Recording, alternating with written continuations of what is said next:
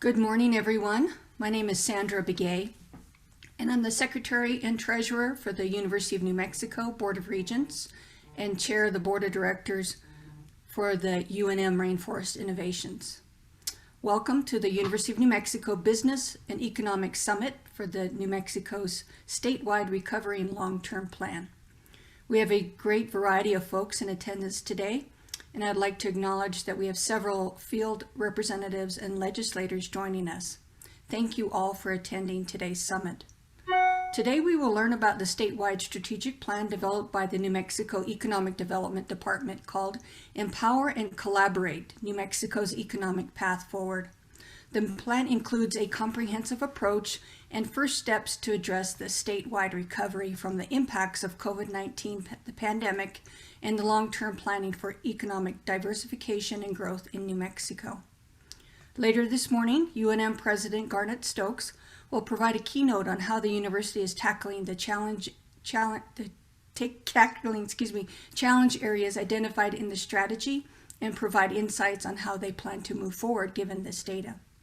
Throughout the afternoon, we will have 3 panel discussions that will highlight a section of the local stakeholders and their collaborative initiatives that are making big impacts. The first panel will feature the Quantum New Mexico Coalition, Advancing Inclusive Infrastructure. It is a partnership between numerous partners, including UNM, Sandia National Labs, and Sacred Wind Enterprises, to establish a hub for quantum information science collaboration activities. This will focus on advancing theoretical and experimental research, education, and workforce development. Next will be the Biosciences and Education Innovation for Inclusive Impact, a collaboration between Project ECHO, New Mexico Bioscience Authority, and Tramway Ventures. This new initiative will focus on educational initiatives to expand the reach and impact of the bioscience sector to underserved communities. The last panel is the Northern Rio Grande Corridor Collaborative, a new cooperative arrangement between UNM, New Mexico State University, New Mexico Tech, Sandia National Labs, Los Alamos Laboratories, and the University of Texas, El Paso. Today's event is a continuation on the UNM Business and Economic Summit that took place in January of this year. At that summit, we highlighted the findings of the New Mexico Chamber of Commerce plan called Drive New Mexico's Future, Empowering a Competitive Economy in a Post-Pandemic World. That summit focused on building up industries here in New Mexico while moving away from revenue coming in from oil and gas. One of the discussion points was on how can we better connect with industry, and as a result, we have created a new position at UNM Rainforest Innovation called the Director of Corporate Engagement. This position will focus on a variety of relationships between corporations and industry in order to foster growth and collaboration. Next, I would like to introduce 2 of our speakers today from the New Mexico Economic Development Department who will go over the Empowerment and Collaborative Report. We're excited to welcome Cabinet Secretary Alicia Keys, who is an Albuquerque native and has over 20 years of experience in the film industry. She was the Executive Director of Worldwide Acquisitions for the Walt Disney World Company and started the production company AJK Films, where she was a film producer and writer. Ms. Keys is also serves as a director of the Albuquerque Film, Television, and Media Office under Mayor Tim Keller, and initiated and oversaw the $1 billion agreement with Netflix to establish a landmark studio. Ms. Keys graduated from Albuquerque Academy and received her bachelor's in economics, politics, and philosophy from Claremont McKenna College in California. Next, I would also like to welcome John Clark, Department Cabinet Secretary of the New Mexico Economic Development Department. Mr. Clark previously served as the Chief Economist for the New Mexico Legislative Finance Committee, and before that, the Principal Fiscal Analyst. He has been with the Legislative Finance Committee since 2012, where he was instrumental in analyzing state revenue trends, tax changes, and investments. He also served as interim president and CEO for the New Mexico Partnership, where he created new businesses to the state. Mr. Clark is also an Albuquerque native and received his MBA from the University of New Mexico.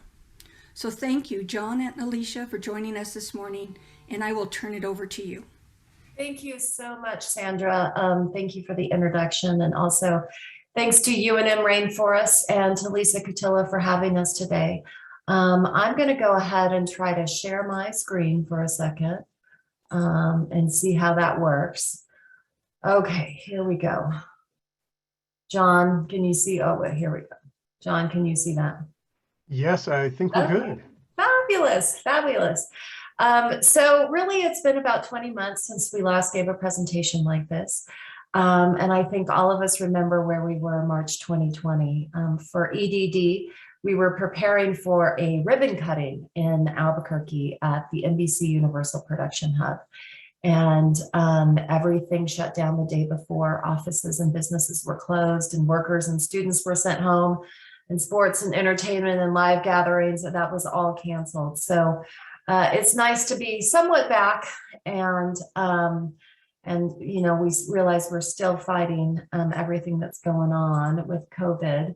Let me go ahead and get our presentation going. Okay. And John and I are going to switch off to keep it a little bit exciting for you all, and then we'll take questions at the end. But I know it had originally said that we were going to split up the presentation, but we're going to give it all in one big data load to you all. So I hope that is okay. Okay, so really it has been a horrific 20 months, 750,000 deaths in the United States, and now over 5,100 in New Mexico. And these are really lost connections and lost opportunities and lost lives. In my family, we lost 2 grandmothers during COVID, my extended family. And I know that everybody else probably knows somebody that was horribly sick or that did die. So I think that we always kind of need to start with that. The past 20 months haven't been that easy. It's honestly been some of the worst times and some of the best times in my life. In the very beginning of COVID, I had to figure out really who was in my bubble and who was it that really mattered and who we needed to take care of in my family, like a lot of people did. And I know that during the beginning of the lockdown, I totally drove my kids crazy with like the new rules that we were going to have for our family, and how we were going to keep my mom safe. My sister and I planned the grocery store runs. We hoarded water.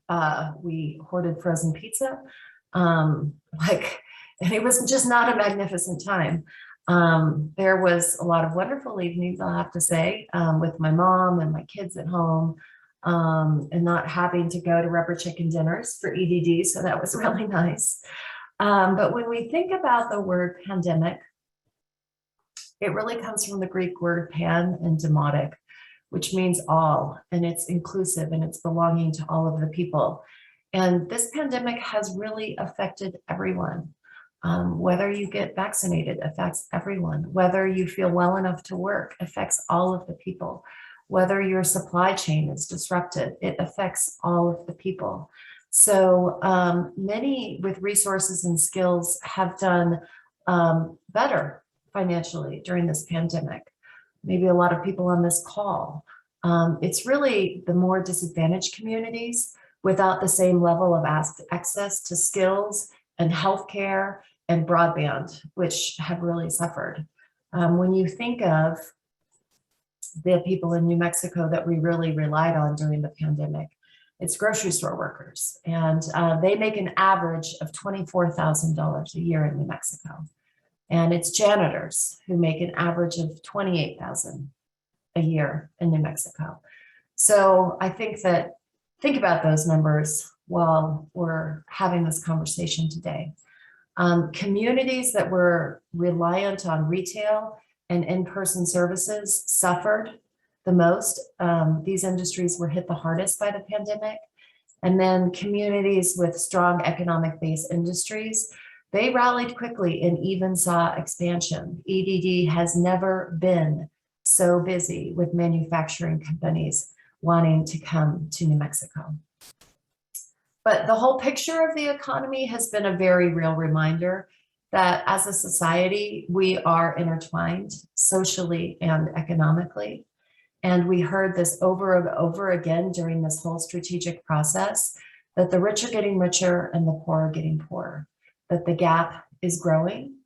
And really the extra bad news for New Mexico is that our wage rates in the state are really not tracking with other states.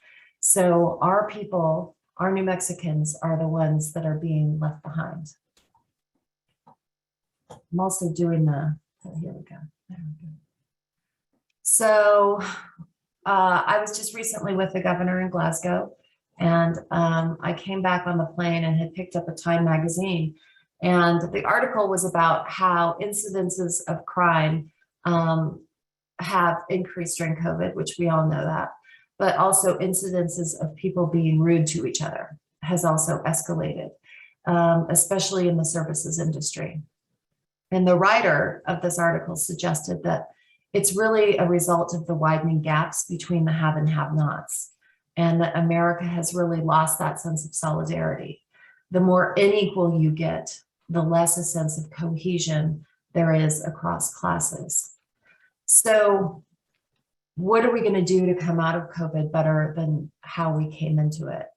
Are we going to take the moment to reset and really think, what can we do better personally? Can we do better as a community? What can we do better as a state? You know, we all know how New Mexico has ranked in the past. New Mexico ranks 36th in the amount of granted patents, 46th in per capita GDP, 45th in the number of establishments per 1,000. New Mexico ranks 47th in per capita income, and 41st in the value of total exports. So we know this, we know we know this story about New Mexico.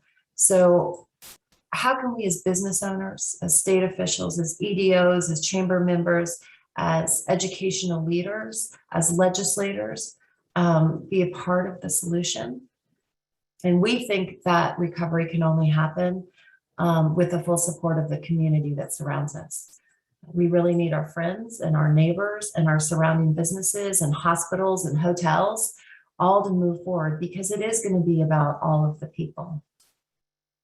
We're going to talk a little bit about what EDD and what EDD thinks we can do during this time. So we took an opportunity to do a 20-year strategy, which has never been done for the state. And we also recognized the opportunity to fund this strategy through federal funds. So the EDA, we applied for and were granted $1.5 million for recovery efforts and an economic plan. And I really have to thank Deputy Secretary John Clark, who is with us today, because when he came in from the LFC to EDD, this was really one of his priorities, and he got it done.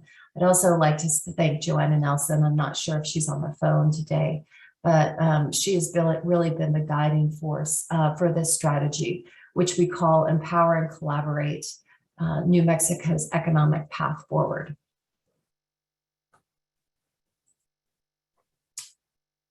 Okay, so we knew that we needed this to be a statewide initiative.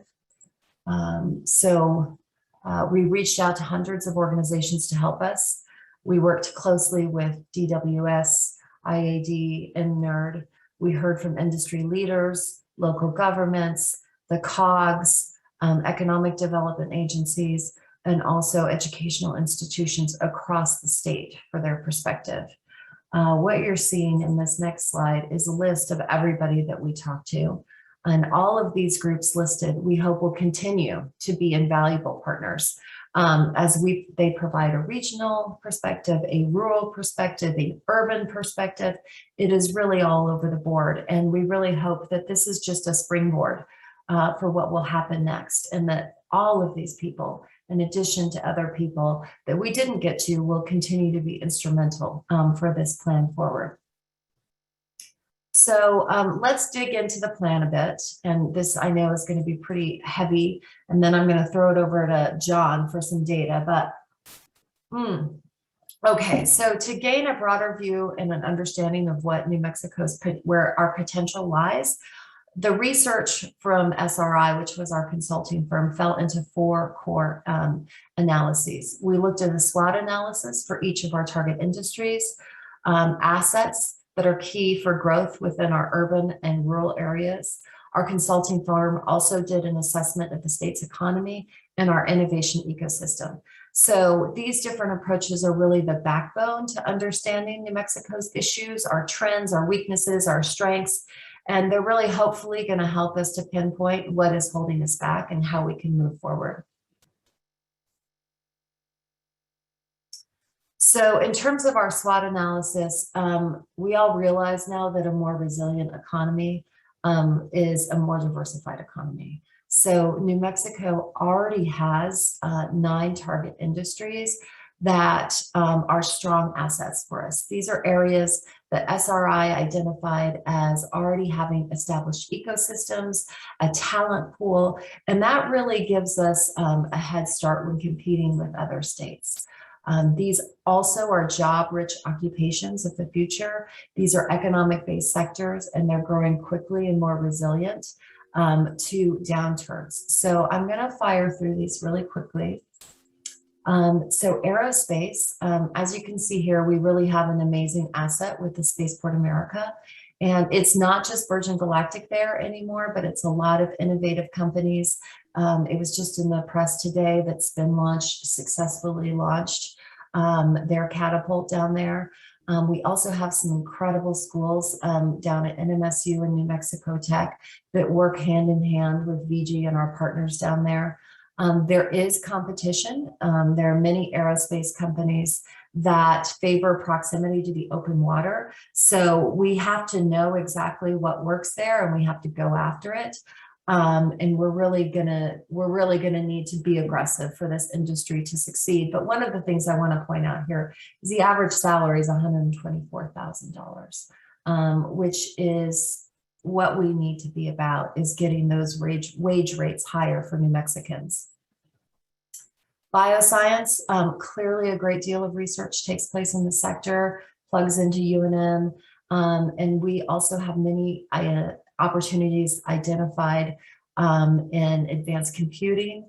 The governor designated UNM as the Center of Excellence in Bioscience. So, and recently we had a company by the name of NTX Bio. This is a homegrown company out of Lanel that has landed in Rio Rancho and is hiring 116 employees. And they're developing and manufacturing vaccines and pharmaceuticals using mRNA and protein technology. So super excited about that. Cybersecurity, this is one of our fastest growing target industries. Wage rate, look at that, is $97,000. We just had RiskSense, which is one of our biggest cybersecurity companies, expand here in Albuquerque. Film and television is also one of our 9 sectors.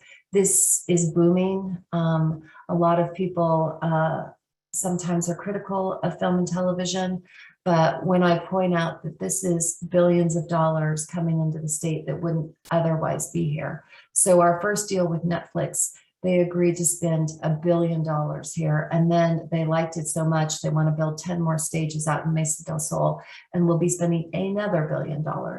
And then we have NBC Universal here.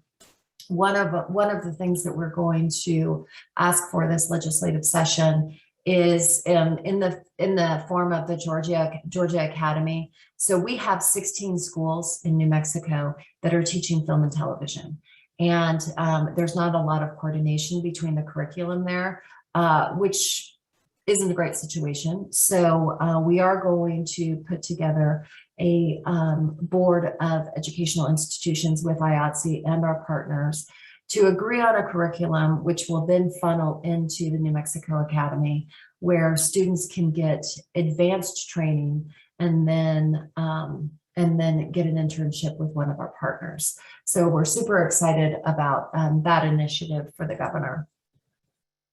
Global trade, we've had great success building and bringing companies into particularly Santa Teresa. It's an amazing opportunity right now. There are a lot of companies that are looking to get out of China for their manufacturing and move them into the United States. This has to do with political issues in China, but it also has to do with Build Back Better. And we see the next 6 months as either make or break for that region. We've already signed 3 Taiwanese companies and just recently signed an MOU with the government of Taiwan in order to work with them directly. So we're going to see definitely a big push there. Intelligent manufacturing.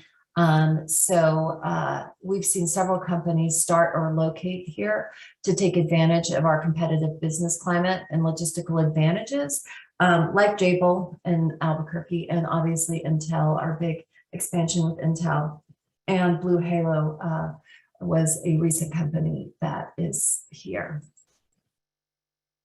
Outdoor recreation, this is just a natural asset for this state, and we have a strategy that can be very impactful, working with building trails in New Mexico, working with our Main Street communities, really trying to do some economic development in those rural areas. We just recently did our first deal, Axie Navas did, who is our director of outdoor recreation, and that's with Earth Traveler. And this was a couple that was making pod trailers in their garage. And we were able to move them into a manufacturing facility. And now they have 5 additional employees. But these are fantastic, under $10,000 Earth Traveler pods, and they're really light and can attach to anybody's car. So we're very excited about that company. Sustainable and green energy. The Renewable Energy Transition Act made New Mexico a leader in our commitment to live and do business carbon-free. I heard this over and over and over again in the Global Climate Summit in Glasgow. New Mexico is one of the best places for companies that want to develop and invest in energy technologies. And I'm just going to read a few companies and the dates, and I think it'll start to resonate with you. AT&T will be carbon neutral by 2035. Ford Motor Company by 2050, Amazon by 2040, Microsoft by 2030, Unilever by 2039. If you are not creating a path for these companies to be carbon zero, to use renewables, you will not get any big manufacturing companies.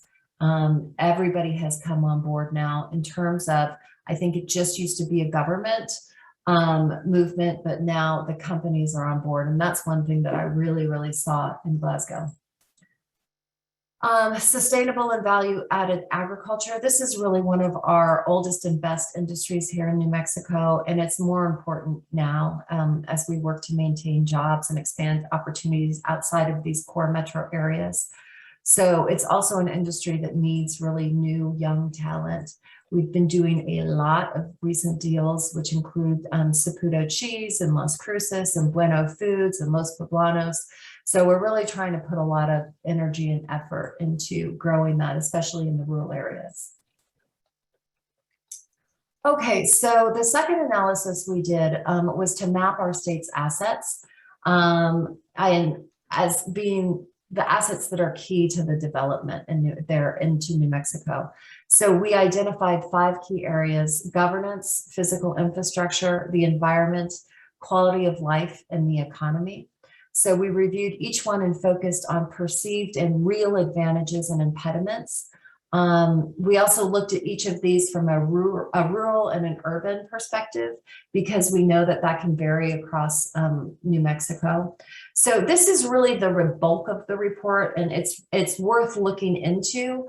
But these are a few of the things that we're just going to point out as being noteworthy. 44% of New Mexico renters are cost burdened, 22% severely. Broadband connectivity in New Mexico is driven by household income. Despite so many opportunities to recreate, our life expectancy is lower than most neighboring states. Our K-2 system is seeing improvements, and we still need to talk about that. But there's still a lack of property tax revenue stateside for resources in K-12. And we lost almost 10% of higher ed enrollment during the pandemic. So that's much higher than peer states. And that's obviously going to affect our workforce pipeline. Okay. The other two analyses we did were an economic assessment and also an evaluation of our innovation ecosystem, like I said before. And the four main issues that rose to the surface, and then we're going to have John jump on and show you the data for this, is the skill sets being created through the higher education system are mismatching with the jobs that we have here today and tomorrow. Population growth and wage growth have not kept pace with neighboring states. The state is highly entrepreneurial, but new businesses need more technical and financial investment so that they can add jobs faster and sustain growth. And that competing states actually have more venture capital funding per capita than New Mexico does. And then the investments in target industries and a more skilled workforce will build a resilient and diversified economy that can bring families greater income and sustain those downturns. So just remember those four things as Deputy Secretary John Clark is going to show you a bit of that data. I'm going to stop sharing, John, and you can start sharing. Great. Let me just get to the right screen here.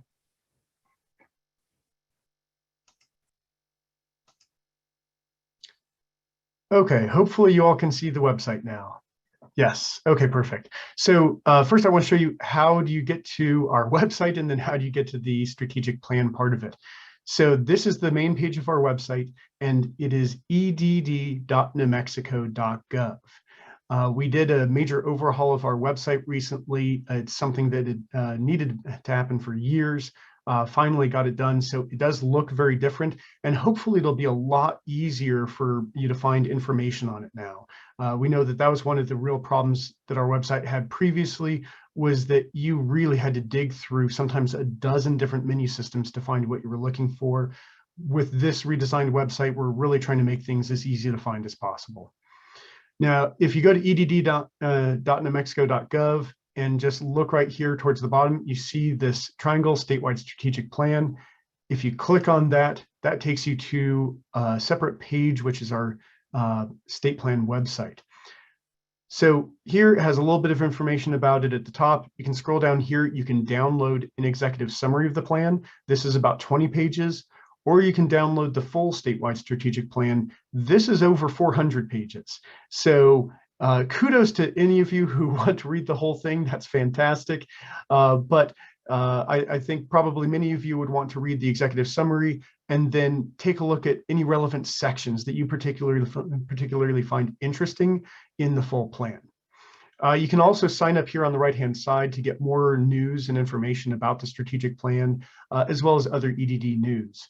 One thing to keep in mind is that we know this plan is not perfect. It's not set in stone. It's a living document, and we're going to be doing annual updates for at least the next 5 years. And so we welcome input and feedback.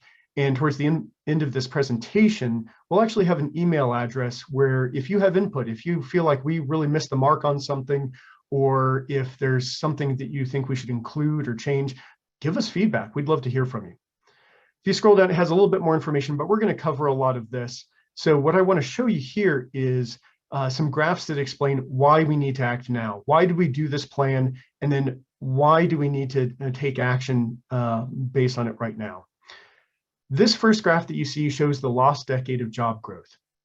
This graph compares the growth rates in jobs for New Mexico versus the United States.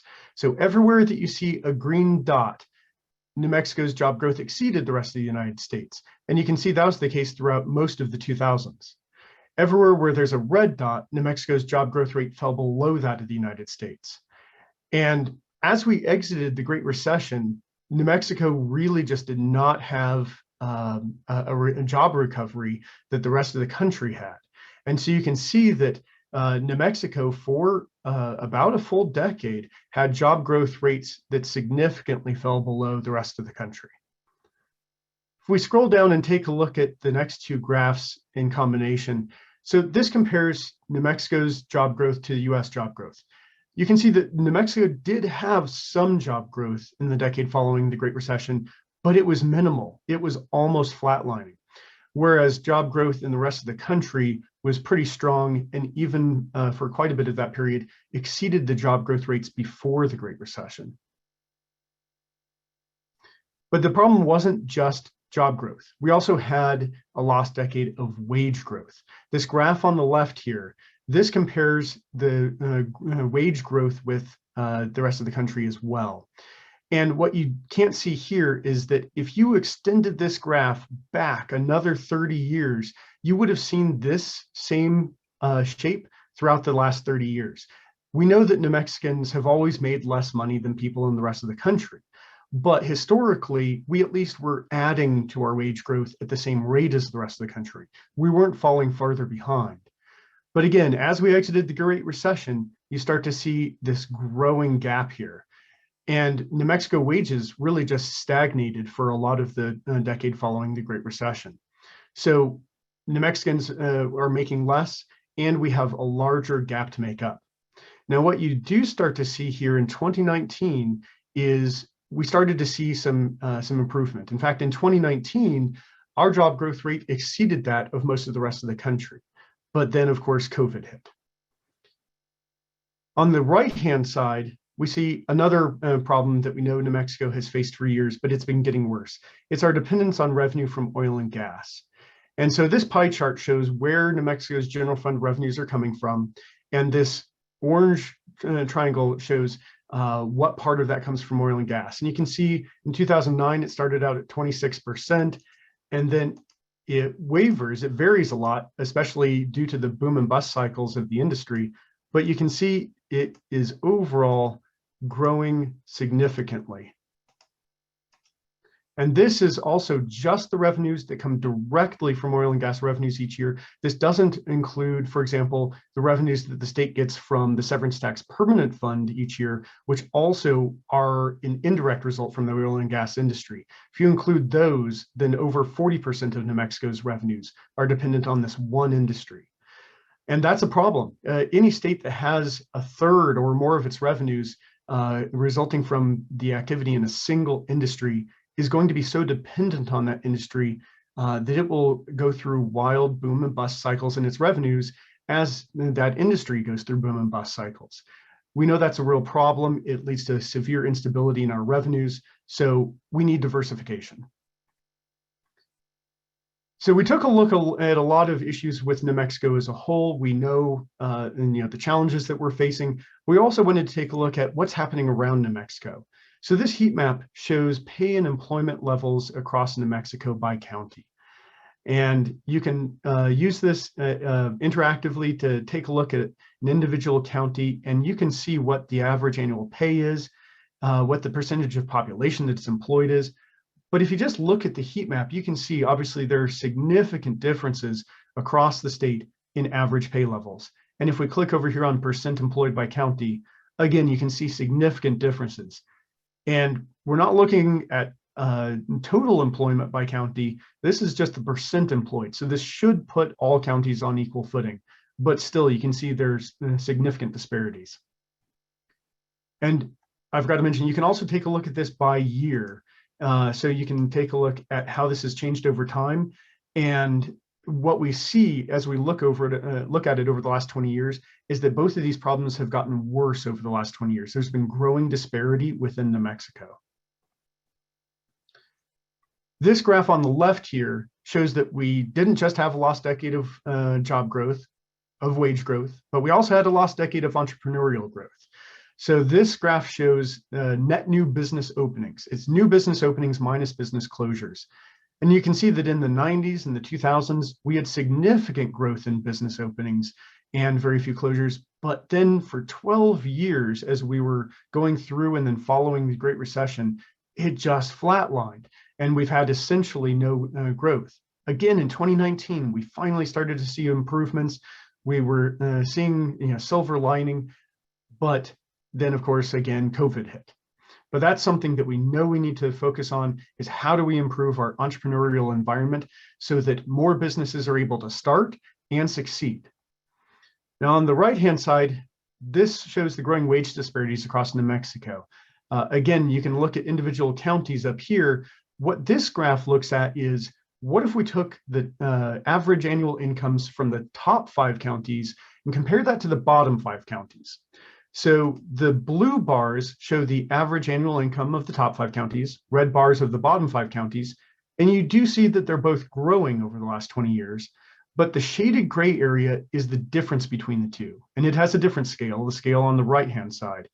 And you can see that there has been a dramatic increase in the disparity between incomes in the top 5 counties and bottom 5 counties over time. And then again, as Secretary Tees mentioned, we know that venture capital funding is an issue. That's part of how we ensure success of the entrepreneurial environment. We know there are a number of factors, but one of the most stark is per capita venture capital funding. Obviously, New Mexico, being a less populated state, would have less venture capital funding than, say, Texas, Colorado, Arizona. So we looked at it on a per capita basis. And again, over time, you see New Mexico falling farther and farther behind our peer states. So, you get to 2020 and look here at how much venture capital funding there is in these other states, how little is in New Mexico. We also looked at it nationally. We weren't able to work it into this graph, but now with 2020 data, on a per capita basis, New Mexico has roughly a third the venture capital funding flowing into it as the rest of the country. That's a real problem. That's how we start businesses. That's how we grow our businesses. So we know these are serious issues facing the state. Now the question is, where do we go from here? And I'm going to stop sharing my screen and turn it back over to Secretary Tees so that she can talk about the path forward. Okay, great. Let me just get my screen loaded back up again. Okay, so as John mentioned, we do have this, below is the website where you can find the strategy, and also an email in which, if you would like to send something in to us with your thoughts on the strategy or comments on the strategy, we'd love to hear from you. So what is the path forward? What can we do now? The state has never undertaken such an amazing, extensive planning effort.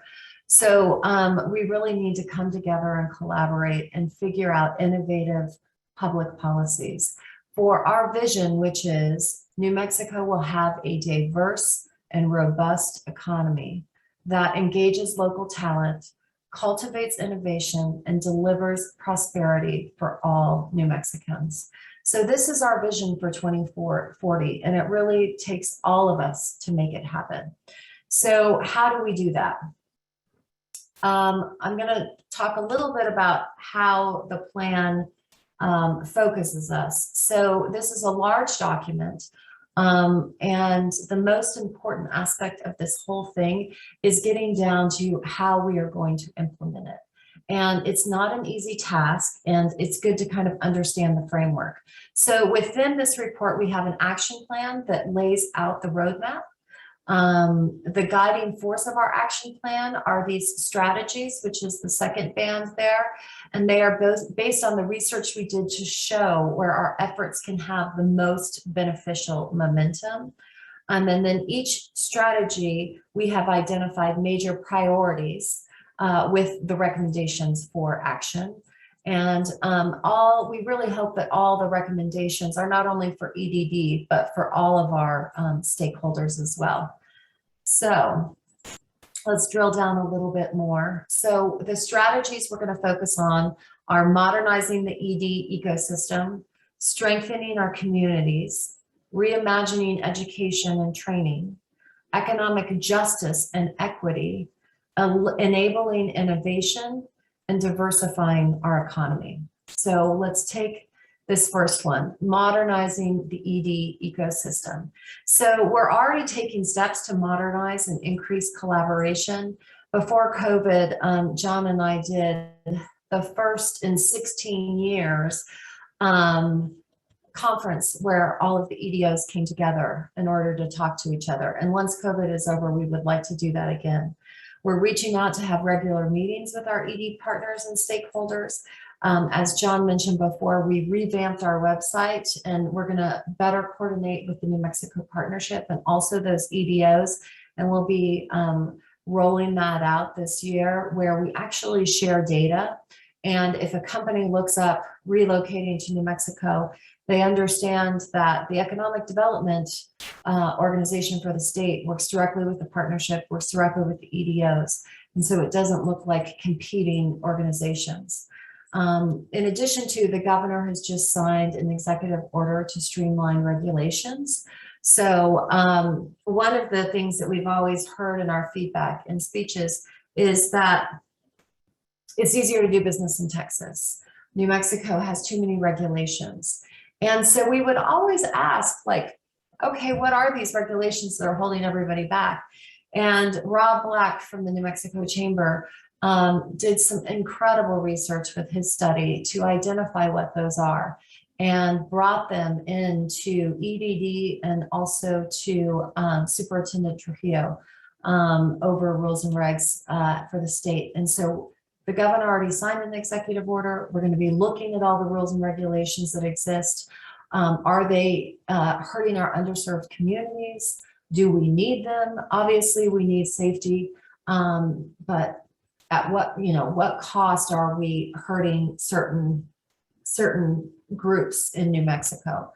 And then also, we want to boost the capacity of our regional councils throughout New Mexico. So the second thing is strengthen our communities. EDD is proposing to assist local governments with expertise and economic capacity. DFA actually now has grant writers that we can access, but also that communities can access in order to apply for a lot of the funding that's going to start flowing to the states. We are asking this next legislative session to double our number of regional representatives. These are our boots on the ground with our technical expertise around the state in rural areas. And so we have 6 of these regional reps right now. We are asking for 12. We're also looking up to beef up the partnerships between outdoor recreation businesses and downtown areas in Main Street to leverage outdoor tourism and increase downtown revenue. So taking those lovely Main Street communities, potentially building some trails or some parking so that you can access those trails. The idea came about, I was going to the Pecos and was looking at all of these cars that were parked on the freeway, on the side of the freeway. And I asked my friend, I said, why are they all parked here? And she said, well, all of the best mountain biking is right here. And I thought to myself, well, what if we were able to get these cars 3 miles down the road into the Pecos? And then they would actually be going to those restaurants and going to those stores. And so it's these little things that we need to focus on so that our rural communities are seeing more economic development. Reimagine education and training. So to better prepare the workforce, EDD's economists are going to start working with higher education to track degree programs, to ensure that higher education is more responsive to industry needs. And we've already started working with Secretary Rodriguez and some of you, but really we want to engage in those conversations and see if there is data that we have and that we can share so that we're better serving our students. We'll be seeking more engagement with businesses so that they can map out programs that align with needed skills. And that means really working with Intel and realizing that they still need to hire 1,000 people. And what can we do to help that? So we'll be going in and working with those companies directly. Also, LANL. In our last presentation, LANL stood up and said, we're hiring 1,000 people. We need help. We need formal relationships with institutions. Sky, they're building dirigibles here. They want formal relationships with institutions. All of these companies that are moving to New Mexico are looking for New Mexico's best and brightest, and we have to find a better link for our students. So we've started this on 2 fronts already. One is a program to develop outdoor recreation leadership skills, which we announced a few weeks ago. And then the second would be the Film Academy, so that we're funneling these students directly into jobs and into relationships with industry professionals, so that they can already, start to meet the people that work at Netflix and NBCU. Economic justice and equity, so important. EDD is taking actions to be more inclusive and reach out to minority communities. So Shawnee Harvey is now our Justice, Equity, Diversity, and Inclusion Coordinator, our JEDI coordinator, but we are also proposing a new office, a new JEDI office, and this is a governor's priority in the next legislative session. We also want to allocate more capital to tribal and minority communities, as well as rural businesses. So we just announced last week that we received an additional $1 million from EDA to carry out some of those priorities. And one of those is to work with the Indian Affairs Department to hire a professional economic development coordinator that can work directly with tribal communities on priorities that they identify. And with this money, we're also going to help fund Newmark for regional planning efforts, fund a comprehensive border plan, and to continue to work on the state plan for the website and also for the SEDS. So the next one is enable innovation. We are all about innovation, and EDD will be asking for a recurring investment in a statewide business incubator ecosystem, which will allow EDD to deliver even more assistance virtually. This has kind of gone away for the past few years, but we really feel like to better coordinate the work of the incubators, and if we can nurture these startup enterprises and bring resources, hopefully we'll be able to expand this into underserved areas also. So diversify the economy, it's our key to economic well-being. Everybody hears us bang on about it all the time. We have been working closely with industry leaders to identify needs and better align our programs and services. And we're also exploring creating industry councils to help us better coordinate and understand the needs of each sector. Okay, so a call to action. We can't do this alone, clearly. And a lot of the business partners and leaders, especially in the educational side, we would like to ask for your support. Businesses need to adapt rapidly, and they need to prepare to accommodate workers with greater schedule flexibility, with benefits, with higher wages. And this is really how our labor force are better going to compete.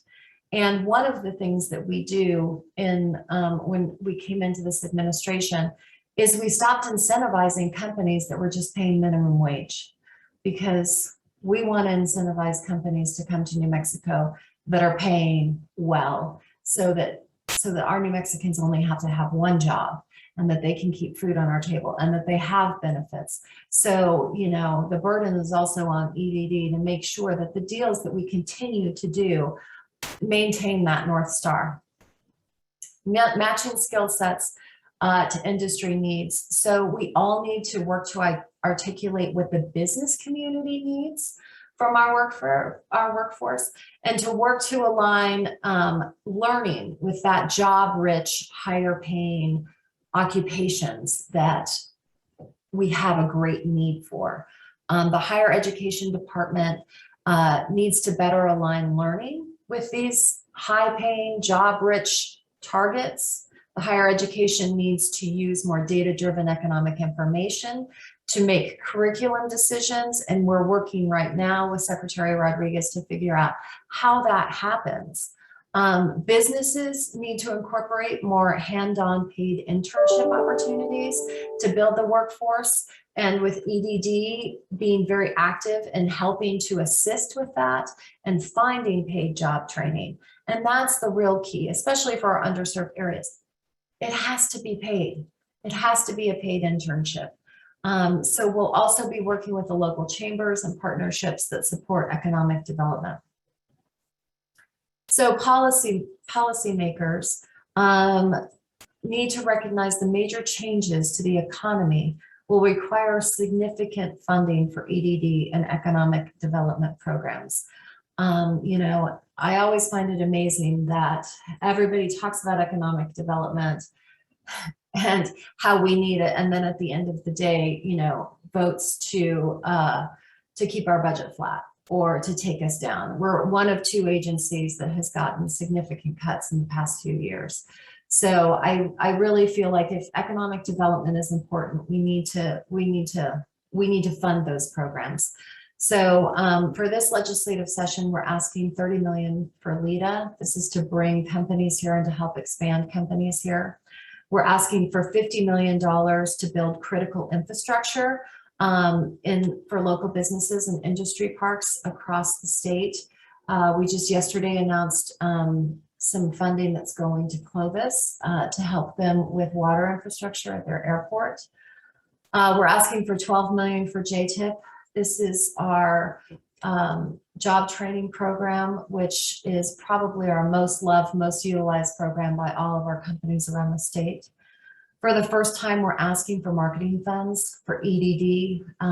We're asking for $4.5 million. One of the things, we've been meeting with a lot of Taiwanese companies lately, and one of the majors says, well, people don't even know where New Mexico is. You know, that's a problem when you're trying to pitch to go to New Mexico. And this gentleman said, you know, one of my recommendations is you guys have this amazing rocket launch at the spaceport every year, and Taiwanese students come in, you know, let's send a film crew to capture those Taiwanese students, and then it will broadcast all over Taiwan about, you know, the wonderful things that are happening at the spaceport. That takes money. So we are asking for marketing money. We're also asking for $10 million in Main Street capital outlay. And these are our beloved downtown business districts in our rural areas. And everybody loves them. No one really wants to put money towards building them up. So we're asking for $10 million. And these are shovel-ready projects that Main Street is ready to get going on. This is a slide which just, as I said before, it's our staffing at EDD since 2019. And you can see that it is just continues to go down. So any support that anyone can lend to legislators to just get more people out there helping businesses, hand-holding businesses. During COVID, we had a hotline and we had 6 people on it constantly. And it was amazing. The companies that called just talked through what actual needs they had. And that's when EDD is at our best, is when we're helping companies individually, helping students find internships, you know, helping making those pathways. So we really label the strategic plan as a roadmap to greater economic security for all New Mexico families. As John said, this is the first phase of the plan. We haven't heard from everybody. We need input from, and we're doing annual updates. And the first of which will begin, I believe it's tomorrow in our upcoming meeting with the Sustainable Economic Development Task Force and Advisory Council. And the legislators who put this together were brilliant in the sense that they made sure that underrepresented communities are at the table. So that group will be in charge of looking at this study, building on the study, and maintaining the strategic plan throughout the years.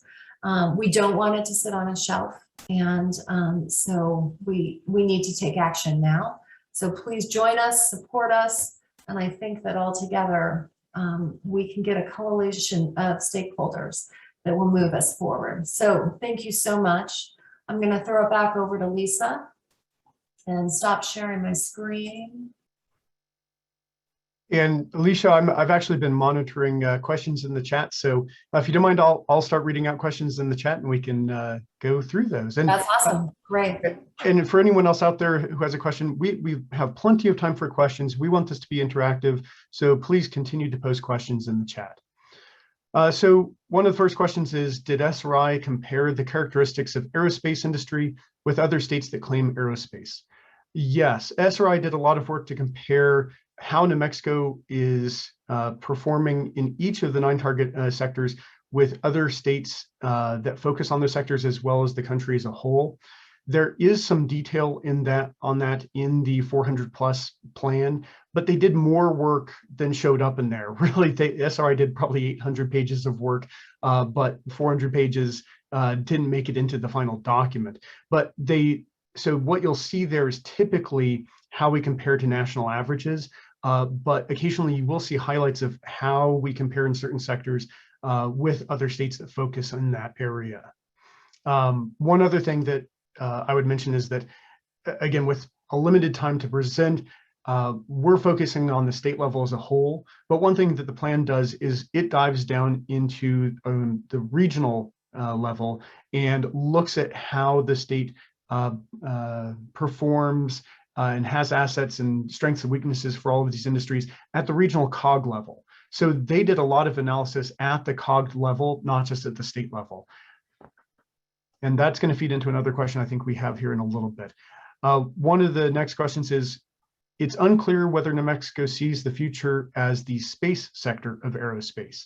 If so, New Mexico should seek strongly to stop taxing military retirement pay. We are touting the workforce from federal lab. The retirees or former active duty expertise will leave to states that do not tax their retirement. We need them. We need their security clearances and expertise. It is a mistake not to retain them.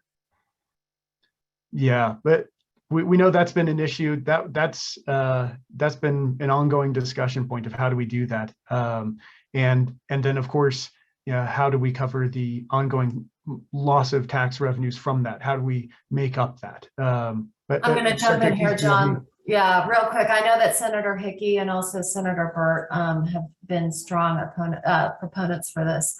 So I would definitely talk with them. I believe there's going to be some legislation coming up regarding that. You know, I think you're spot on. I know the governor thinks you're spot on. It's figuring out how to do it and get the legislation. So I think that's a good point. Thank you. Yeah, and I think this highlights one of the issues that we face as economic developers with a lot of legislation in general is when the legislature is considering changes, especially to tax law, they don't consider what the impact to the economy is. They just consider what the direct impact is. So this sort of change, they'll take a look at, okay, what is the loss then from that tax revenue? And they don't tend to take a look at, okay, how could that impact more retirees staying in New Mexico, more military retirees coming to New Mexico, starting up businesses, and then how does that impact tax revenues? So that's one of the struggles we really face in economic development, is getting that message across to the legislators is, yes, what you're looking at when you look at the fiscal impact report is just that initial loss, but it's going to have such an incredible economic impact that the overall, once you consider all the indirect and induced effects, it's positive for New Mexico, positive for our tax environment. It's just difficult to get that message across. So it really takes more work from us to try to talk with legislators and be heard on this and so many other economic development issues. Next question is, what is being done by the state to encourage NMSU and UNM to increase the number of healthcare and animal care professionals in the state? I know this was covered a little bit in the chat. There were some responses. This plan really just focuses on the economic development sectors that are directly pertinent to economic development, but we know that obviously sectors like healthcare are still extremely important. That is one of the sectors that's also being focused on by the Department of Workforce Solutions. The Department of Workforce Solutions took our 9 target industries, they're focusing on those, but they added into healthcare professionals and teachers. So that's one thing that the state's doing, and I'm sure that there are others that I'm not aware of. Secretary Keys, I don't know if you have anything you want to add, but obviously this is a very important sector for the state that other cabinet secretaries are focusing on. Yeah, I do know that Workforce has a program specifically for nurses. I don't know the details of it, but we can find that out for you if you want to follow up in an email. We have another question here. How much bottom-up participation from New Mexico stakeholders went into the development of this plan? In the appendix, there is a list of contributors, but no detail of the process. How did the plan get buy-in from New Mexico stakeholders? So it was a combination of both interviews, one-on-one interviews with stakeholders across the state, as well as very detailed surveys. The survey wasn't able to just be universal and go out to thousands or tens of thousands of people because it contained a lot of open-ended questions that SRI then had to sort through. But we did get input from hundreds of organizations, and we made sure that there was representation from every single sector that was being focused on. We made sure that there was representation from every single part of the state. And we made sure that there was input from all of the relevant agencies, not just ours. So they reached out to the Department of Workforce Solutions, to the Indian Affairs Department, to the Higher Education Department and others, so that we could get some representation across the state.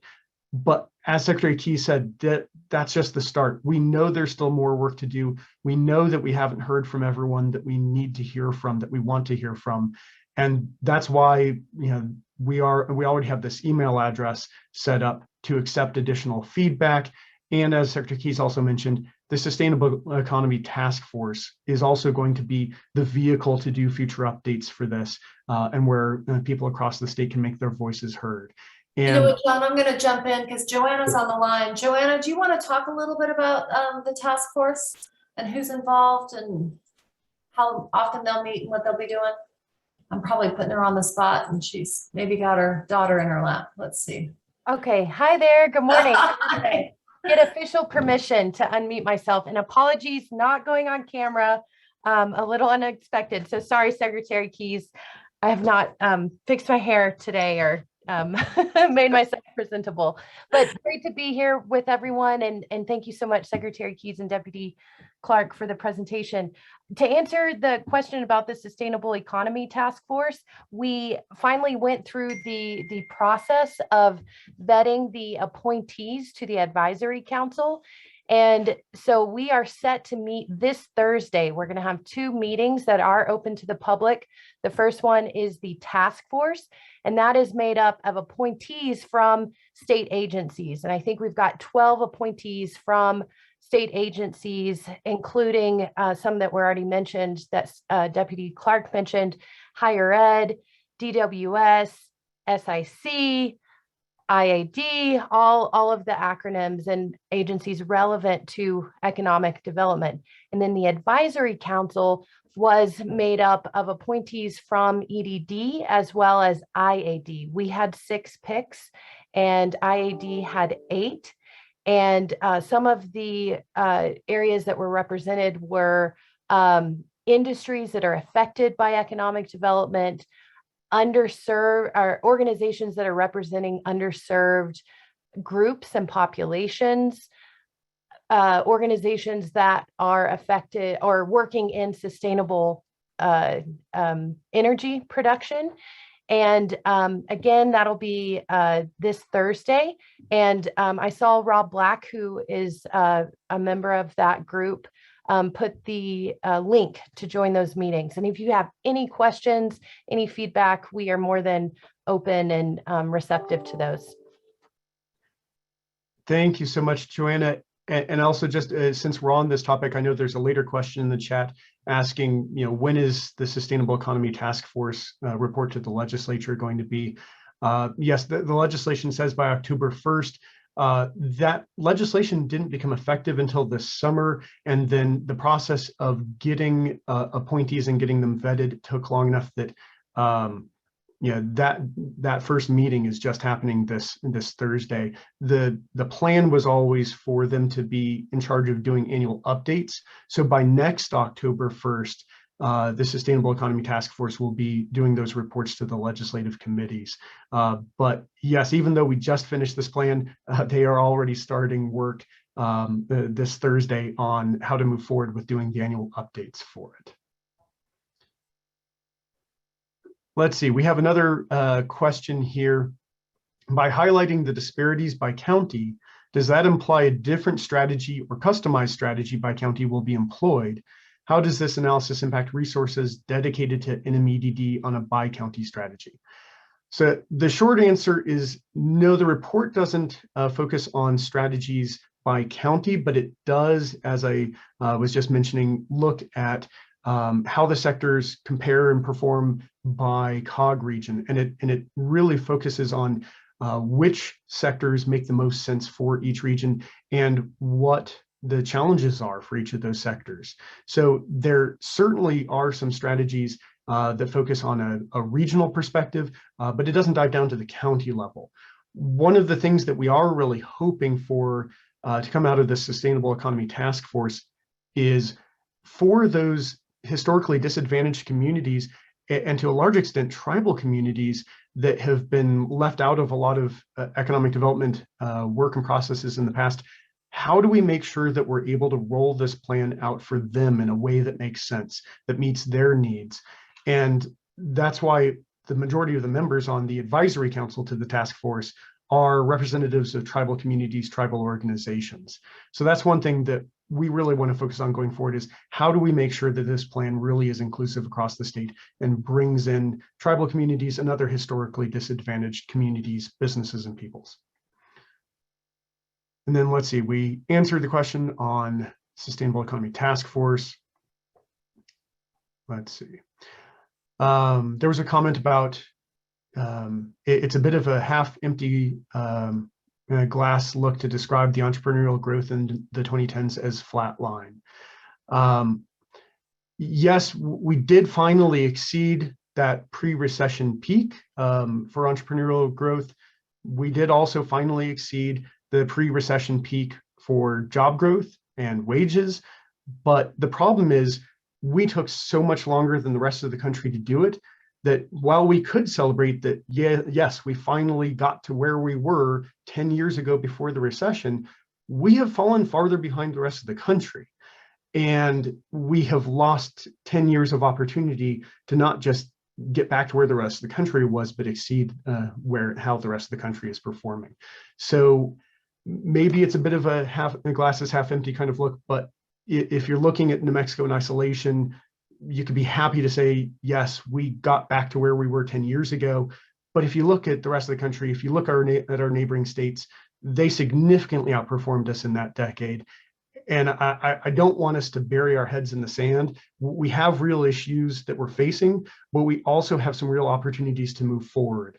And I think while we need to recognize the opportunities to move forward and make sure that we start taking action, if we don't recognize the critical issues that we face and don't recognize that we are at a point where we have both momentum, but also face more severe challenges in some respects than the state has faced before, then there might be a lack of interest in moving forward. I think what the data shows is that we need to take action now. There needs to be support for us all to move in the same direction. Secretary Keyes, do you have any comment you want to make about that? I mean, I am always a glass half full kind of gal. And I do believe that COVID has afforded us an opportunity, and the silver lining to it is that we're having a lot of very interesting companies look to New Mexico that want to get out of the bigger cities, New York, California, specifically San Francisco. And I do feel an energy here. We felt it before COVID. We still feel it. And, you know, we're resilient. And I think that a lot of people are starting to see that the quality of life is important and that New Mexico has a lot to offer.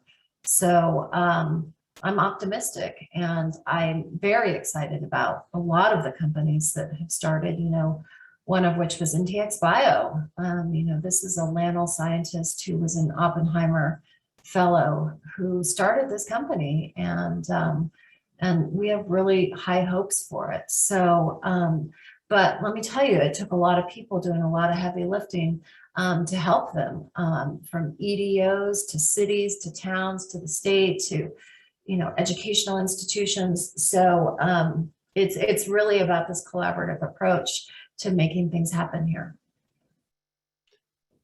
Absolutely. And Secretary, I do want to echo your comments. I also see the silver lining and I see the momentum. And it's really important to note that as bad as things were for a lot of people in fiscal year 2021, we had our best year ever in terms of job growth for LEDA. We announced over 5,000 jobs, and that was the most the EDD had announced in a single year in well over a decade. So yes, there are real issues we're facing. There also is real momentum. We see it in the companies that we deal with on a day-to-day basis, but we also see it in the data. New Mexico really started to get some momentum before the pandemic hit, but we're still seeing real signs of that momentum. So don't want to be a glasses half empty moving forward, just looking back at where we've come from. We got another question here. In light of our state's strengths in space, cyber, high-tech research, and resources, do you envision the New Mexico strategic plan to help propel New Mexico into the national security area? New Mexico is well positioned to become a leader in nurturing the next generation of national security leaders. Yes, absolutely. One of our 9 target industries is cybersecurity. Obviously, space is part of aerospace, and a lot of what we're focusing on is high tech. Absolutely. I think we're very well positioned for that. Now, Secretary Keyes, do you have any comments you want to make on this? And I'm sorry, I got, is it aerospace? How do you see New Mexico propelling itself into the national security area and being a leader in space, cyber, and high-tech research and resources? Yeah, it's really interesting having been involved with the spaceport for since the beginning. I do think that there's a mix of private sector work and federal work that can be done there. I think that New Mexico has a leg up in hypersonics. I think you're going to see a lot more of that here. And one of the things that we're looking, our military base planning director recently stepped down, and we're really looking for somebody who will not only think about potential BRACs for New Mexico and keep us off any of those lists, but somebody who is very interested in growing the space sector for us. Because when you look at the federal side of things, that's where a lot of attention and funding is going. So New Mexico can maybe not get the Space Command, obviously, but maybe we can get some of the smaller divisions off of that. And that's what we will be going after in the near future. Perfect. Our next question we already touched on a little bit. Says we have a very bright and diverse community of college students studying engineering and technology. Their success is incumbent on not only seeing and hearing ideas, but participating in successful internships. And this person goes on to talk about internships in national labs being critical. And Secretary Keyes, that's something that you focused on in your presentation, is the need for paid internships. So that's really important, and that's something we're going to be pushing to businesses, is that needs to be part of how we move our state forward. Secretary, do you want to say anything on that? Yeah, I had just seen, and I'm scrolling for it right now, but somebody had posted regarding a program, I think it was called Hermanitos. Reach out to us. It's like we don't even know about some of these programs, and this sounds amazing. So please reach out to us and send us the information, because that is definitely a program that a lot of our companies here would love to plug into, and we love to figure out what's going on there. So please reach out and subsequent emails. Absolutely.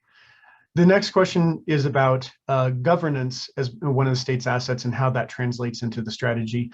If you go into the strategy, you can see how the state performs in terms of governance for each of the 9 target sectors. But one key thing that came out of this was we need some regulatory reform, and that's something that we've been working on with Rob Black at the New Mexico Chamber. And Secretary, do you want to just talk briefly about the governor's executive order regarding regulatory reform at RLD? Yes, so I believe it's December 10th or December 15th in which RLD actually will have done their evaluation process, and we can look at some of those regulations that might be affecting underserved areas. We are looking for people to give us feedback. Rob has been just incredible in helping us think of ideas here. So open to any feedback that you have. I know that, Randy Trainer already talked to me about some ideas he's got for building trades. So please come to us. We are, obviously we're not experts in construction or rules and regulations. So we're really looking for people's thoughts and things that are affecting them that we might not necessarily need in there. Also, I'm looking at Lisa's comment regarding the UNM Rainforest innovations and the interns to date. I would love any of that information, any data that we can start sharing is great, because I didn't know that. And it would be fantastic for us to kind of see where these students are going. We have 2 economists that work with John to get this data. And so once we can start looking at it, we can start saying, okay, well, maybe we're doing okay here. And maybe we have enough graduates and interns going over here, but maybe not over here. We're just hearing from the companies that are moving here, engineers. That is what they need. We need 1,000 engineers at Atlanta. We need 1,000 engineers at Intel. We need engineers at Sky. And so that's one informational input that we're getting, but we're not interacting as much with the educational institutions because you guys are teaching those students and you're finding out where they're going and you have personal relationships with them. So absolutely funnel this information to us, or let's go out for coffee and figure out how we can do better if we're not making introductions to the right companies, all that kind of good stuff. The next question that we have here is, do you have plans to help keep the cost of living affordable in New Mexico while promoting this type of growth? That is one of the areas where we have an advantage over other places in the US. It would be a shame for the affordability of our state to go away, and you already see this happening in cities like Santa Fe. So I would actually make the comment that, and you can see this data in the plan, if you do want to turn to the 400-page full plan, we actually really struggle with housing affordability already in the state. The issue is how many New Mexicans are cost burdened. Cost burdened is a term used to look at what % of your income is spent on housing. And anyone who spends more than 30% of their income on their housing is considered to be cost burdened. And what the data shows is that already a significantly higher proportion of New Mexicans are cost burdened than people in our surrounding states or the rest of the country. So the problem there is primarily that our wages are so low that even with relatively low housing costs, we're still not able to afford them. So that's why we're focusing so much on trying to lift up wages across New Mexico, across all sectors, because that's really the only way that we're going to be able to maintain affordable housing is if we lift up wages, because already with cheaper than average housing costs, we still can't afford them as a state. We still have far too many people in New Mexico who are struggling to pay for basic housing. And if we lift up incomes, that'll become more affordable. And I think that's particularly key as we start to see significant inflationary impacts on construction costs. Housing just will become more and more expensive. That's unavoidable. We need to make sure that our wage growth is exceeding the inflation growth in the construction sector. Secretary Keyes, I don't know if you had anything you wanted to add to that about housing affordability. I believe I heard about an initiative coming up in this next legislative session, but I don't know the specifics on it, but I would say look for something. And I'm probably, yeah, look for something. And I think it'll go through the New Mexico Finance Authority or Mortgage Authority. Great. And we have a next one is a two-parter question. First part is asking about taxes. We didn't really mention them in the presentation. Is there any consideration given to that? To some extent, the report, we would have loved for it to have focused on so many things, but there just was not time for them to dive deep into everything. It does look at some specific tax issues for our target sectors, and you can take a look at that. Some of those you can see are real tax issues. Some are perceived, where people just don't understand the tax system well enough and they think that there are issues where we just need to make things easy, our tax system easier to understand. But taxes as a whole is such a complex subject. It really would need to be its own separate 400-page report. So it doesn't go into detail on that. The second part is what kinds of businesses are being considered for tribal areas and other underrepresented communities. So again, this report really focused on the state level and then the regional level of the COGS. It didn't dive down into individual communities, but again, as we were talking about the Sustainable Economy Task Force, that's one thing we really want them to focus on more than anything else, is how do we take this plan for the state and for the 7 COG regions, and how do we make sure that we can roll that out into these various communities, and especially those tribal areas and other historically underrepresented communities. That's going to be a lot of the heavy lifting of the Sustainable Economy Task Force. And we have a comment here: New Mexico SBDC business experts are ready to help our job creators and collaborate to move our state forward. Absolutely, we work very closely with SBDC. We work hand in hand with them across the state, and very supportive of their efforts to help our business community. They did incredible heavy lifting during COVID. I mean, you guys were absolutely amazing. And let's see, we have another question. Isn't New Mexico viewed as not friendly to businesses? For example, the New Mexico gross receipts tax. It certainly is not friendly to some types of businesses, and it's friendly to others. It's very uneven. And New Mexico's tax system is wonky. It's not like tax systems in other states. It's just different. A big part of that is that at the state level, we don't get revenues from property taxes. Almost all other states do. And because we don't, that inevitably makes our tax structure more variable from year to year, more susceptible to swings, but it also means our tax revenue has to come from somewhere else. Well, we don't want to try to heavily tax the companies that can locate anywhere, our economic-based businesses, because if we try to heavily tax them, they will go somewhere else. By definition, economic-based companies can be anywhere, so we can't tax them. So what the gross receipts tax system is doing is it's taxing the businesses that pretty much have to be here. It's taxing companies that sell goods locally and provide services locally. There was some work done to try to make that more level.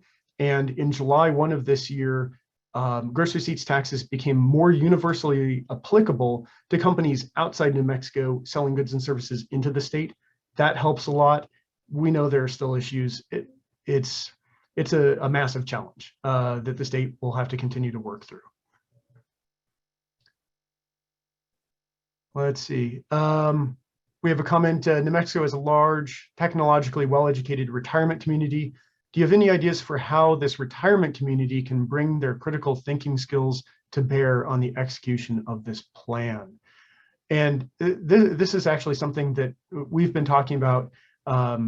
Secretary Keyes and others have mentioned that we were, especially for our entrepreneurial community, we need to make sure that we are trying to connect our entrepreneurs to people who are experienced doing that. If we have retirees in the state who were successful entrepreneurs, we need to connect them with the entrepreneurs of today. Secretary Keyes, do you have anything else you want to say on that? Well, I also, I think the incubator program is going to be, Elizabeth was telling us an amazing statistic that companies that go through incubator programs are twice as likely to succeed. And we just haven't done a great job the past 2.5 years of supporting our incubators and helping them get their feet on the ground. So we really hope that we're going to do a better job with the funding from this legislative session. So I think that's going to be key for that innovation ecosystem. Absolutely. In the past, EDD has some years not supported incubators at all. In other years, supported them up to a maximum of $150,000. But we put in a request for $800,000 in our recurring budget to support our business incubators. We really wanted to make a statement that we as a state need to do that. That's part of how we improve our entrepreneurial environment. We need to figure out how to do that, how to make those connections between experienced CEOs and CFOs and entrepreneurs, and then also how do we get more venture capital funding to flow into New Mexico, and we're working on that as well. We have another question. Did SRI review PPPs as to the impact of economic growth, and what factors were found to make the most positive impact, if any? I'm assuming that's talking about public-private partnerships. It did focus a little bit on that, but again, not in detail. This is just one of the many things that we would have loved to have in there, but it would have taken another 10 months and another hundreds of thousands of dollars. But we know that there's work being done as we speak to figure out how can the state better partner with private entities to get some of this done. And some of our funding requests are focused on doing exactly that. Another question, did you all interviewing speak with college students? It is their future. What do they think? What do they want? That's a really good question. No, again, with the limited amount of time SRI had to do this, they didn't ask college students, but what they did was they took a look at the data. What does the data show us? And the data showed that there is a mismatch of skill sets between the skills that the graduating students have and the skills that are being asked for by our business community and the skill sets that are needed for the industries that we're recruiting. So one of the things that Secretary Keyes mentioned in the presentation is we really need to focus on that mismatch of skill sets. And one of the things that we're already starting to do is our economists are working with the higher education department to map out what degree programs all across the state at all of our institutions feed into our target industries, and how do we try to then provide that information to students so that they can make more informed choices, so that if they want to stay here in New Mexico and have a good paying job, they know what career paths lead to that.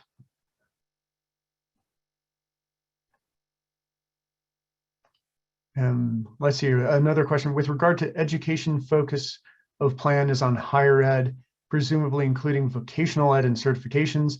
What hasn't been mentioned is the crippling effect of K through 12 low educational outcomes to attracting managers, feeding quality of higher ed, and providing workers to businesses. Have you thought of strategies to get K to 12 officials to the table and front and center in the conversations? And yeah, that is a challenge we know we have to deal with. Secretary Keyes, do you have any thoughts on that one? This is a priority for the governor, clearly, and I know that she's excited about the new secretary for PED.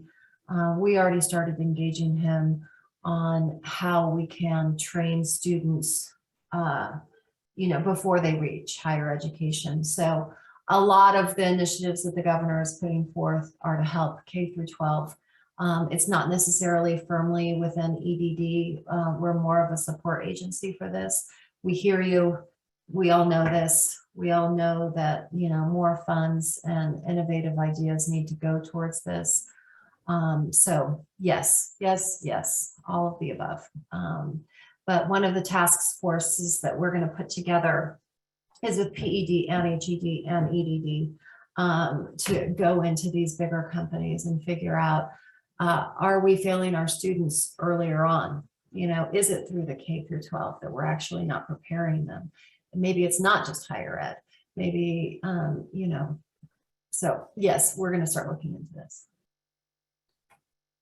Great. We have another question that says labor, capital, and technology advancement drive economic growth. This plan has addressed two of these inputs, labor and capital. At what point do you address the technology input? That's a fair point. I would say the plan does to some extent address that, but what New Mexico has a lot of is technology advancement. We have a lot of initial technological research with our universities, with the national labs. What we need to do a better job of is trying to help get those technologies to market and getting them to market in New Mexico. If you look at the plan, it shows how our universities compare in essentially spinning off companies, getting technologies to market. And then of those businesses that start up with those technologies, are they in-state or out of state? And unfortunately, what we see when we compare our state universities to those of surrounding states is that while we're generally doing okay in the number of businesses that we spin off with those technologies, we do the worst job in terms of getting those businesses to be here in New Mexico. If you look at both UNM and NMSU, a higher percentage of the businesses that form based on technologies developed at those universities are formed out of state than in any of the competitor universities in other states. So again, that just really signifies to us that we don't have a technology problem. We have an entrepreneurial ecosystem, and the state needs to do a better job of making sure that we have an environment for those companies to start here and grow here. Let's see, we have another comment. Good point, agree on falling behind. So what has worked in EDD's perspective, and what can we do more? Well, one thing that has clearly worked are our traditional programs with the right amount of funding. As I mentioned, we had our best year ever for LEDA last year with over 5,000 jobs. JTIP is working really well across the state. But I think what we've seen a lack of is funding for our agency as a whole. That's something that Secretary Keyes focused on in her presentation. We haven't had nearly as many people focused on economic development. There are fewer boots on the ground, and that's why we're asking for additional people, additional regional reps. That's one of the things that we can do to really improve the jobs perspective, is having more boots on the ground, more people actually doing this and out there working with businesses. Secretary Keyes, do you have any other comments? No, you covered that one great. Thanks, John. Sorry, the dogs are barking also. Let's see, and a comment from that New Space New Mexico is ready to support the state to succeed with this plan. Perfect. And again, one point made in the plan is that we really do need to be working with our private sector, and we need to stand up industry councils so that each year the industry is telling us what are our biggest challenges, what does the state need to do to make the system better. We have another question here. Most of the significant priorities seem to focus on urban areas with respect to job creation. What is the state going to do to grow jobs in rural areas, especially with the state's intention to eliminate the oil and gas industry by 2030, which does provide high-paying rural jobs? I would note the state has a plan to move to hydrogen rather than eliminating the oil and gas industry. It's a switch. Secretary Keyes, do you want to talk a little bit about that? Yeah, so one of the big initiatives for this legislative session, which we've already announced, is the Hydrogen Hub Act. There's quite a few people working on this. I'm actually currently looking at legislation at the same time as doing this, because we're having a lot of legislation that's being proposed. I know it's on the governor's call. It doesn't seem squarely in economic development, and it's not typically like an economic development bill. You would think that this is more of a high environment bill, but we've been working with Secretary Kinney on this, and I know, John, that you emailed me about this. We will have a comprehensive strategy. We're putting forth the legislation right now and deciding what we need to incorporate in it. But really, I feel like this is going to be a great transition for New Mexico. We are the second highest producer of oil and gas in the United States. And I believe that this is a way to transition and also to help these companies transition. Very interested in hydrogen, and you'll see a lot happen in this space in the next month or so. Great, and we've got a couple of comments here I just want to note. NMSU Physical Science Laboratory has created a unique industry-funded program to help undergraduate students gain security clearance before they graduate. The program is called Classified Ready Employee Workforces, or CREW. That's a fantastic program. And yeah, send us information, can you? That's really fantastic to know about, because especially given these meetings that we're going to be taking with LANL. Absolutely. We should take a look at how we can expand that across the state. We have another comment. UNM has created an online interdisciplinary professional Master of Science in Global and National Security degree that primarily targets working professionals. Most of the students are in and graduates of the program work in New Mexico. So that's fantastic as well. Send us Question. info. Send us info. Absolutely. Another question, does New Mexico tax location neutral workers' income with the GRT? If the person is doing contract work, yes. If they're an employee of the organization and just happen to be working remotely, no, that person is not taxed with GRT. Another comment, GRT disadvantages startups. Other states, not like New York, which admittedly is not New Mexico, have tax-free zones where a startup can be forgiven income taxes for 3 years. GRT is a barrier to venture capital investment. I actually would be surprised if there would be income taxes, though, for startup companies, because you typically have costs significantly exceeding revenues in those early years. GRT would be a barrier if they are doing contract work with the federal government, though. We know that that is a barrier for certain sectors. Does our dire water situation outside of Albuquerque have any negative effects on attracting new businesses? Yes. We love you, Bob. We love you. We know. Yes. Yes, it does. When we don't even look at bringing companies here that are significant water users. It's something that we need to focus on. I know that the state engineer just stepped down, but the governor is looking for a water plan, a 50-year water plan. For those of you that don't know, I went to Israel with the governor, and Bob had suggested that we meet with some of the companies there that are doing some really innovative work in that water space. And it's something that we definitely need to focus on. Israel is doing it so well. It's just amazing to see their water capturing devices, their brackish water devices. So yes, Bob, it's something that we're highly focused on. And I see Lisa made a great comment here about how UNM and the city of Albuquerque are working with the Right to Start organization to help reduce barriers for entrepreneurs. And there's discussion of a possible bill called the New Mexico Right to Start Act, which is also being discussed in other states. And we'd love to talk with you about that.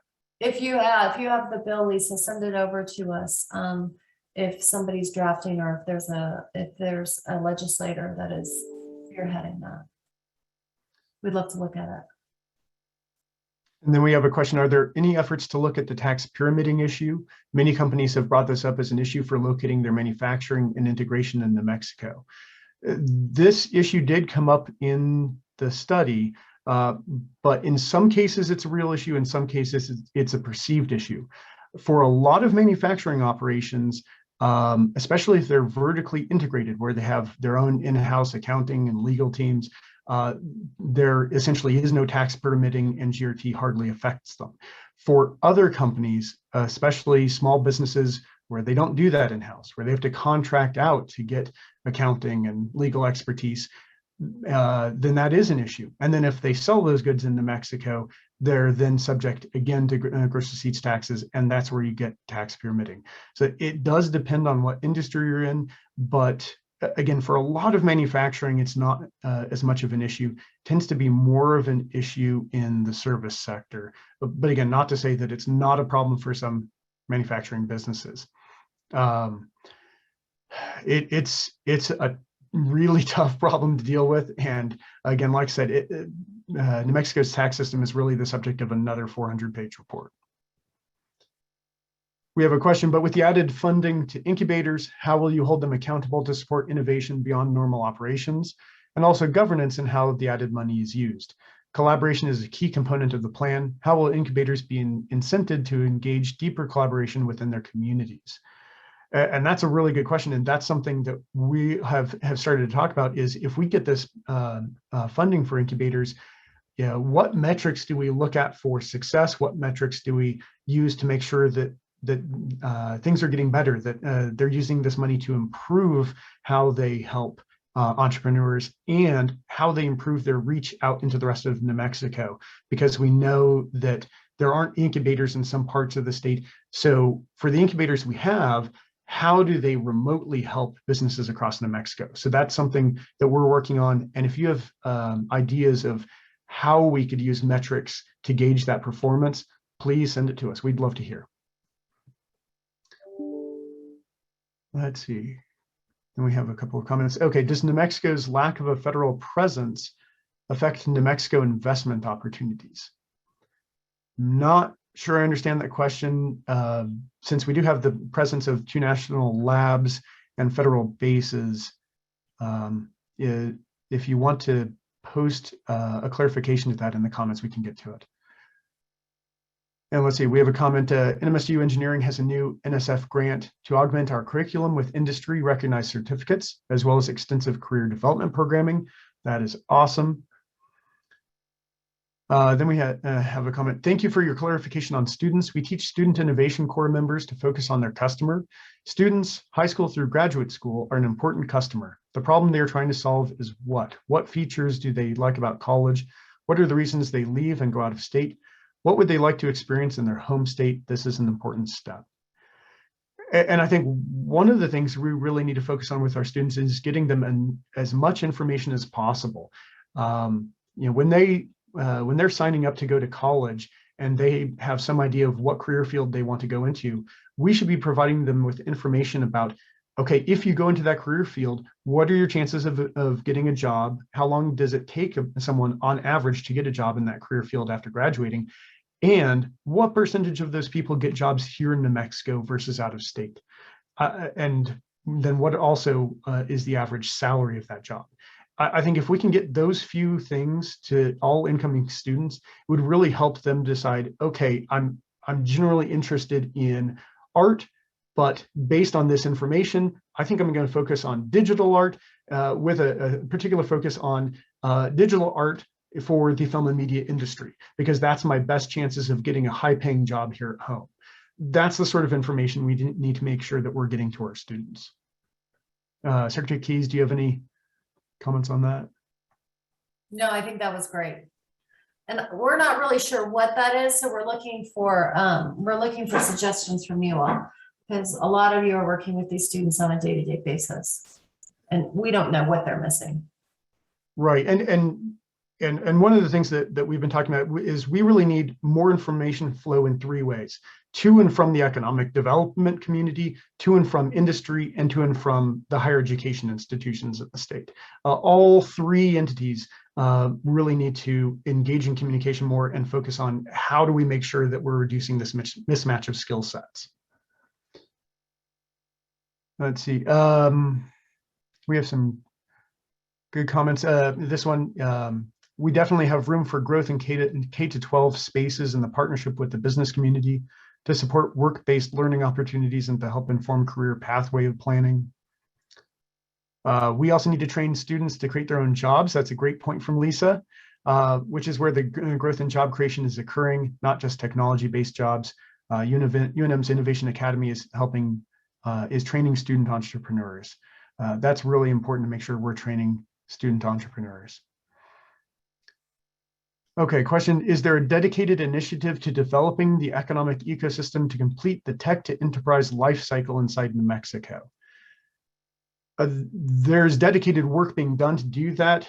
We as a department are already working on some of that in-house with some of our science and tech startup grants. We're working on that with the research universities and the national labs with what are called the trigger grants, which help take technology that's developed at the labs and brings it closer to market readiness. So there's some work already being done, but clearly we need to do more to improve that ecosystem.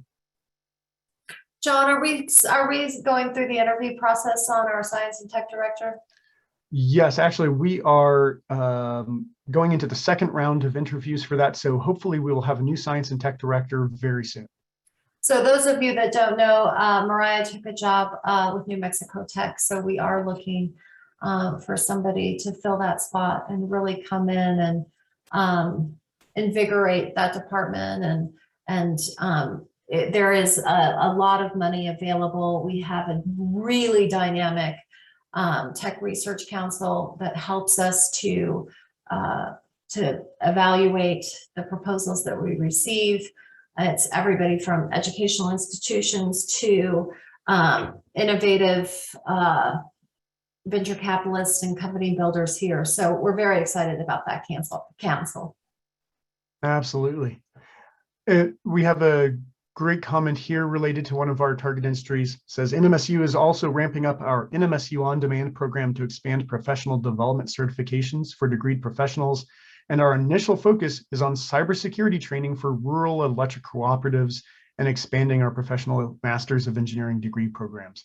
That's fantastic. We know that cybersecurity is obviously one of our target industries, but we also know what a challenge cybersecurity is for our electric cooperatives and our investor-owned utilities. So that's fantastic that NMSU is doing that. And then we have a question, why isn't energy, minerals, and natural resources involved in hydrogen? They absolutely are. Secretary Keyes, do you want to talk a little bit about that? Yeah, Secretary Probst has been very involved in the drafting of the bill. She also attended COP26 with us. So, and I know that we are really looking at the carbon intensity of the hydrogen, and we know where we want to get to. But we also know the resources that we have in the economic situation in New Mexico. So it's balancing those all out, but we all have the same goals, which is carbon neutral. And so it's just how we use our resources to get there. So thank you for the comment. Absolutely. We have another great comment here. More startup grants would help. As you mentioned, there's less venture capital funding available. We don't have anything that we can say today publicly about that, but that's something that we're working on. And the state is going to be getting some federal money that we hope to use to leverage venture capital funding and improve that situation here in New Mexico. And then we have a question, what's the best email address to submit these ideas, links, et cetera, to NMEDD? Secretary Keyes, do you want to pull up that slide with our email link? Sure, give me 1 second. Great.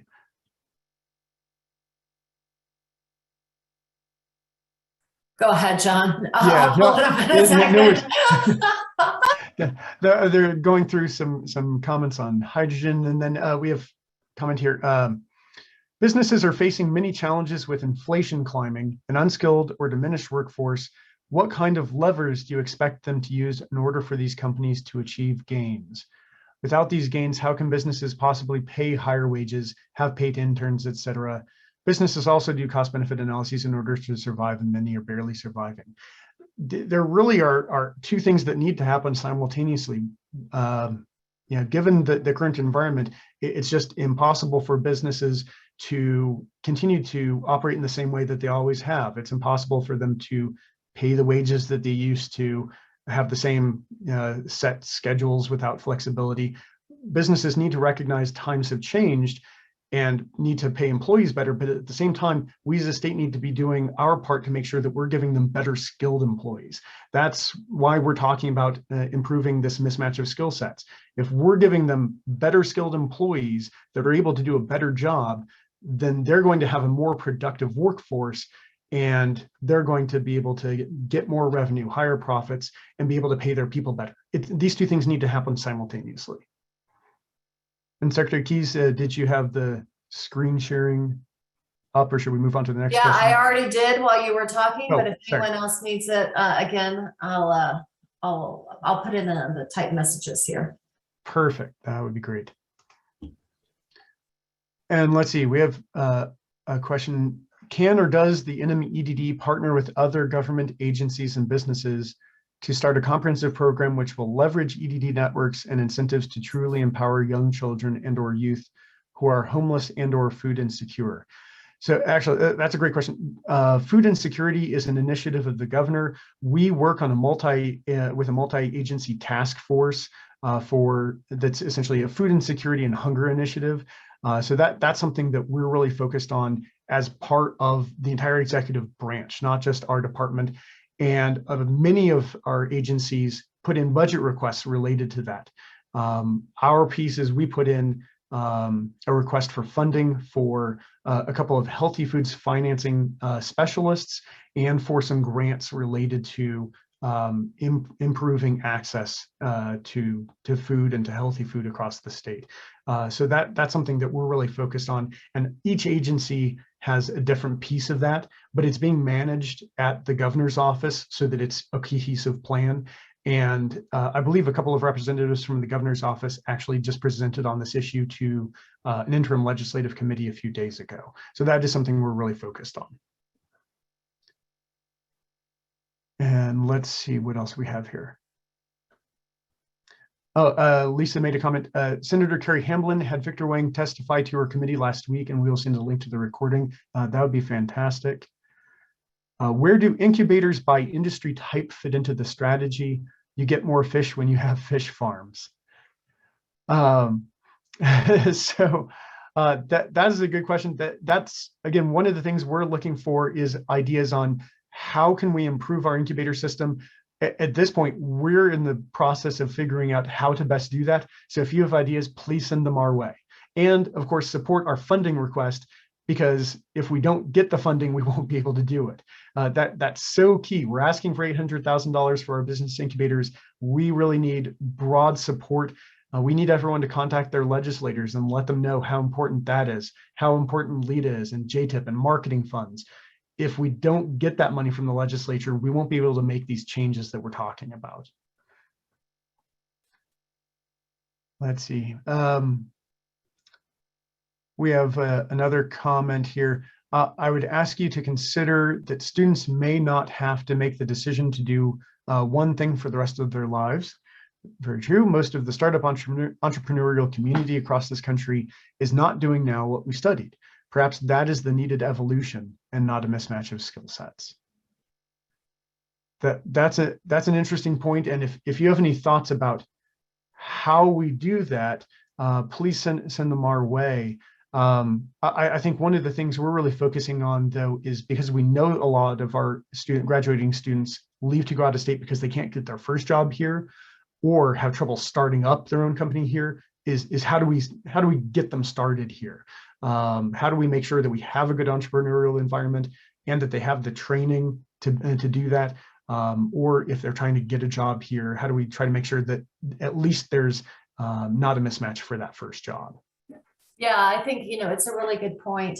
And it enters that debate. I really feel like education at its very best, you don't have to think about educating for a job. You think about education for education's sake. But when we look at something for EDD as a strategic plan, we're looking at it with the lens of how can we get our students jobs? And so that's the lens that we're looking at. And we have another comment here. MIT is spending $1 billion to integrate AI throughout their curriculum. How can New Mexico colleges and universities make this step and spend less money to do it? I have no idea, but if anyone on here does, please reach out to colleges and universities, reach out to us, and we will spread the word. Yeah, I don't have a great answer to that. Secretary Keyes, do you have anything you want to say about that? No, say it once again. I was reading another comment. How do we try to integrate AI throughout the university curriculums without spending $1 billion like MIT did? That is not something I have a technical expertise in, but if anybody else wants to make a suggestion. Yeah, again, we're a very small agency. We really rely heavily on the incredible expertise of other agencies and organizations and businesses around the state. So, and we really want to be collaborative. So please, if you have ideas for how we can do things like that, send them to us, and we are happy to try to help promote those. Let's see, what else do we have here? The liberal arts degree path at UNM is a great way to create students with diversified skill sets to enter into the workforce in areas other than engineering or healthcare. To complete an undergraduate STEM degree in 4 years requires students enter college ready for calculus. Less than 8% of students entering UNM are calculus ready, and this fraction has been steadily decreasing over the last 5 years. So while we have increasing high school graduation rates, more of these students will take more than 4 years to reach their first undergraduate STEM degree, and our state scholarship programs do not recognize this. Yeah, I think that's a really good comment. I don't have an answer there. Secretary Keys, do you have any? Yeah, comments? no, I think that we need to talk to Secretary Rodriguez about this. It's the first time it's been brought up, but it's a great comment. Absolutely. We have another question. How do you define startup? I'm not sure exactly what that question is asking. If you wouldn't mind clarifying that in a comment down below, that'd be great. And again, here we have the email address that Alicia posted. If you have any questions or comments, eddstateplan@state.nm.us. That's the best way to make sure that is incorporated into the work of the Sustainable Economy Task Force as we update the plan. Another question, is there a plan to have the SIC allocate more funding to venture capital, which is needed for our startups? I have a comment on that, but Secretary Keys, do you have a comment about how the SIC could allocate more funding to venture capital? I know that the LFC has asked the SIC, that's a lot of acronyms, to put together a proposal. So I think the LFC is waiting for that.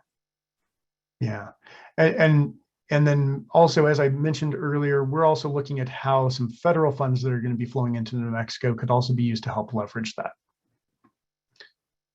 And then we have a comment about if we had a public bank, we would have an additional tool in our state's finance system to support entrepreneurial startups. Investing $50 million from the state, for example, would create credit of up to $500 million for lending. That is a conversation that the state has been having with proponents of the public bank system. And I think those conversations need to continue to make sure that the experts at the state level are on board with that. Let's see. Comment here, $1 billion spent today will be peanuts tomorrow, tomorrow meaning the coming years. I think this is a really good point. We talked about the lost decade. Part of the problem there was as the state entered and exited the Great Recession, we stopped spending money on economic development.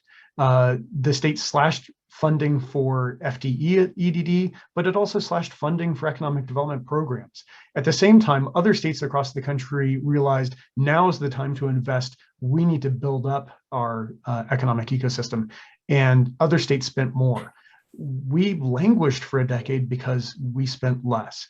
We finally started to see some real momentum in 2019, and we just need to make sure that the state continues to make the investments that are necessary to move us forward, and that we don't make the same mistake we made a decade ago.